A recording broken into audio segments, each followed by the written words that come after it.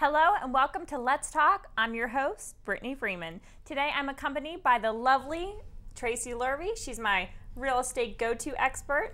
Thank you for coming here today, Tracy. How are you doing? Good. How are you? Not doing too bad. In the world that always has some real estate, I'd like to pick your brain a little bit. Sure. First of all, tell me about your real estate experience. What got you into real estate? Well, let's see. I was an accountant for 20 years. Oh my gosh. I worked at a company in Merrimack and got laid off. And for 20 years, everybody said, you should be a real estate agent or a realtor. You'd be really good. And I'm like, well, now's the time, because 3 years ago, you couldn't get a job as an accountant anywhere. So I got my license in New Hampshire, and that was 3 years ago. And the rest is history. Now you're doing great at it and can see you around Merrimack all the time. I know I go anywhere around Merrimack and I usually bump into Tracy. So I'm sure if you're a Merrimack resident, you've seen Tracy around once or twice. And now I want to dive right into the market in Merrimack. A lot of people are first-time home buyers, all different types of things. Tell me how the Merrimack market is right now. Well, you know, we're doing really well. You know, New Hampshire wasn't hit hard like some of the other states, so in Merrimack in general. So over the last 4 months, the prices have gone up steadily every month. We don't have June's numbers yet, but it looks the same. A lot more people are listing.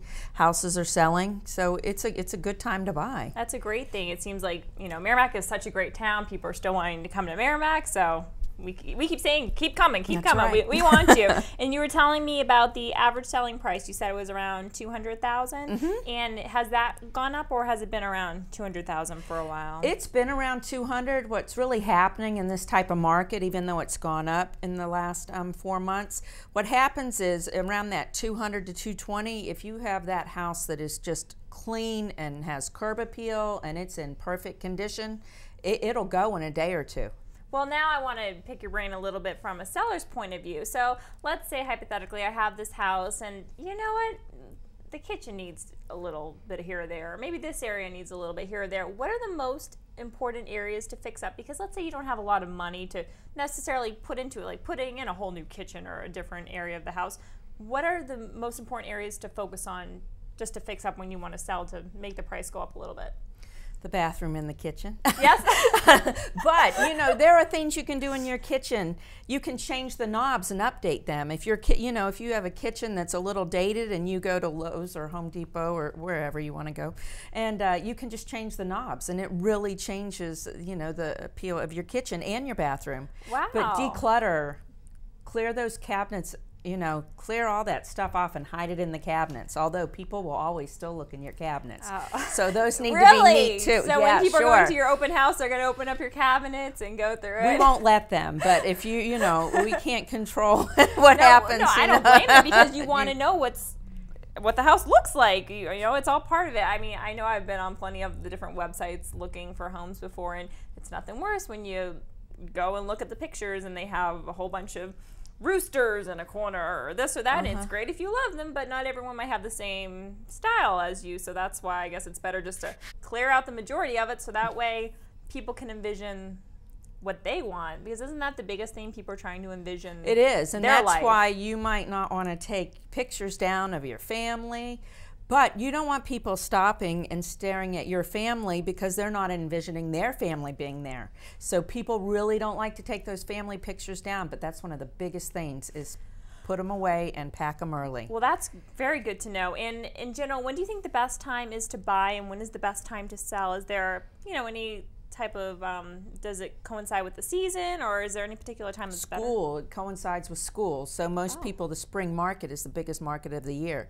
So people want to put on the market. People think they should wait till spring, but the best time, especially the winter we had, a lot of people put on in February, and then they got the first, you know, people were out there looking for a home starting a little early because the weather was nice, and there's these homes that were already ready and on the market, and they went. And the people that have waited a little bit longer, you know, the early people are the ones that got their houses sold quicker. But people want to get in and they want to spend the summer, and then they want their kids to go to school, especially if it's a new procrastinating doesn't pay sometimes. No, it doesn't. Not in that, because I know we know a little something about procrastinating with some things sometimes. Yes, we do. So in the real estate market, it's not good to do that at all. And especially with this type of winter that we had, I'm sure that early spring did well, because you didn't mind going to an open house because it was like 70 or 80s. You weren't trudging through the snow. Something that I know when people are looking to sell a home or even buy a home, it's should I do it on my own or should I get a realtor? Now you are a realtor, so I'm sure you are a little biased and you do an amazing job, but could you tell me some of the pros to having a realtor on both ends, whether it's buying or selling, opposed to doing it on your own? Well, you know, people try to do those, sell themselves and save a little bit on the commission. I mean, but we try to have people hire us as professionals because we know the contracts and we know. I mean, there's lots of times you have to get a lawyer because you don't want to mess up when you go to closing and you don't have a clear title and you move in there and somebody knocks on your door and it's grandma saying, hey, this is my house. I mean, so there's a lot of things that can happen. I mean, people can do it. But usually what happens is they don't, and they come to us after, and then that house has been on the market and it becomes stale. It becomes a stale market with those homes because they've been on, and then you bring them on again as an agent. So if you're having any doubt at all, it's better to go with an agent. And we market it, I mean, instantly in New Hampshire. When you hit that button, it goes to 200, 250 websites instantly, and you can't do that.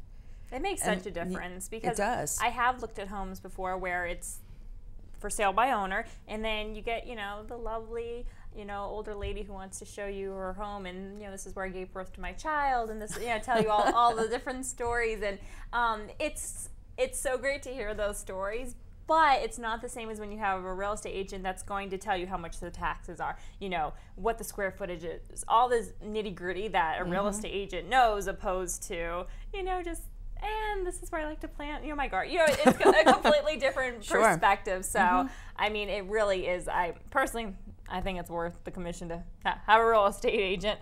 And then also, you were talking a little bit. Just tell me about how the inventory is in Merrimack. I think you were saying 131 homes and 49 condos are currently on the market. Is that consistent with how it usually is, or is that kind of a high figure with usual amounts? Well, it was, you know, condos last year, they weren't moving at all because people could get a single family home and not pay those condo fees. So the ranches and the splits in Merrimack and around the surrounding areas, they would sell quicker because you could honestly get in cheaper and have your own property. And, you know, do your own things with landscaping and stuff.